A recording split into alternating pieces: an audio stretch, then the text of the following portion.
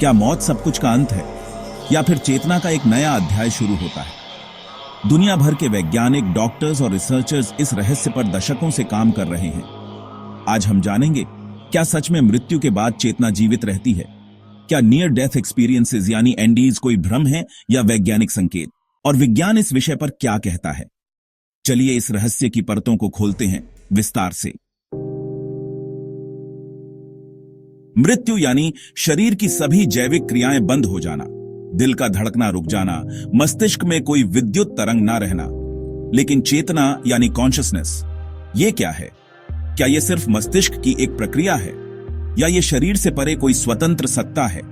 कुछ वैज्ञानिक इसे न्यूरॉन का आउटपुट मानते हैं, तो कुछ मानते हैं कि मस्तिष्क एक ट्रांसमीटर है। चेतना तो पहले से मौजूद है। डॉक्टर स्टुअर्ट हैमरॉफ और सर रोजर पेनरोस ने OR थ्योरी दी, जिसके अनुसार चेतना क्वांटम स्तर पर कार्य करती है और शरीर से अलग हो सकती है।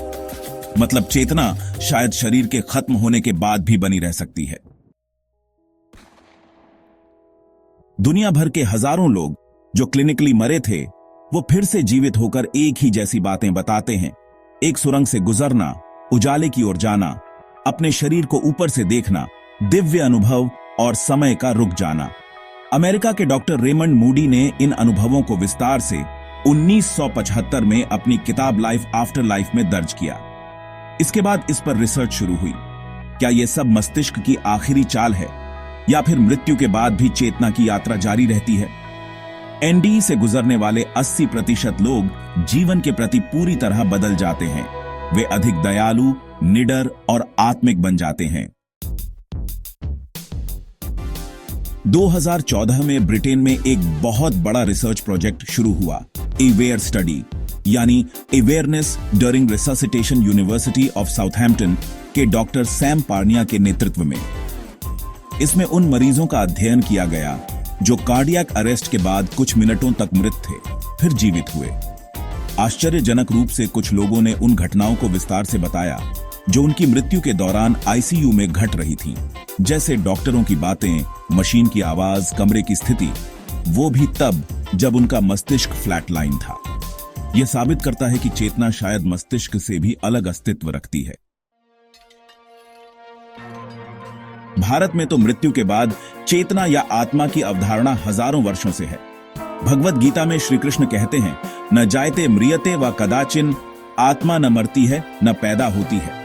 वैसे बहुत से बच्चों ने पिछले जन्म की बातें याद करने के दावे किए हैं। इनमें से कई केसों को डॉक्यूमेंट किया गया है, जैसे डॉ इयन स्टीवनसन के कार्य में। उन्होंने 3000 से अधिक ऐसे मामलों का अध्ययन किया। इन बच्चों ने न केवल नाम, स्थान और पूर्व जन्म की बातें याद की, बल्कि वे स्थान जाकर पुष्टि भी हुई। क्वांटम फिजिक्स अब यह बताने लगी है कि चेतना ही वास्तविकता को बनाती है। ऑब्जर्वर इफेक्ट कहता है कि जब तक कोई देखने वाला नहीं होता, तब तक कण एक निश्चित स्थिति में नहीं होते। इसका मतलब है कि हम रियलिटी को स्वयं बना रहे हैं और चेतना सिर्फ मस्तिष्क में कैद नहीं है। कुछ वैज्ञानिक मानते हैं कि मृत्यु के बाद चेतना एक क्वांटम फील्ड में प्रवेश कर सकती है, जो शरीर के बंधनों से मुक्त होती है। क्या यही आत्मा की यात्रा है? सभी सबूतों और अनुभवों को देखें तो एक बात तो स्पष्ट है, मृत्यु सब कुछ का अंत नहीं है। चेतना, आत्मा या ऊर्जा कुछ तो ऐसा है जो शरीर के परे भी अस्तित्व रखता है। विज्ञान अभी बहुत पीछे है इस रहस्य को समझने में, लेकिन आध्यात्मिक परंपराएं इसे हजारों सालों से जानती रही हैं। शायद एक दिन विज्ञान और अध्यात्म का मिलन होगा और हम समझ पाएंगे कि हम कौन हैं और मौत के बाद क्या होता है। अगर आपको यह वीडियो जानकारियों से भरपूर लगा हो तो कृपया लाइक करें, शेयर करें और हमारे चैनल टॉप 10 मिस्ट्रीज को सब्सक्राइब करें। नीचे कमेंट करके बताइए, क्या आप मानते हैं कि मृत्यु के बाद चेतना रहती है? क्या आपने या आपके किसी जानने वाले ने कभी कोई ऐसा अनुभव किया है? मिलते हैं अगले रहस्यमयी विषय के साथ। धन्यवाद।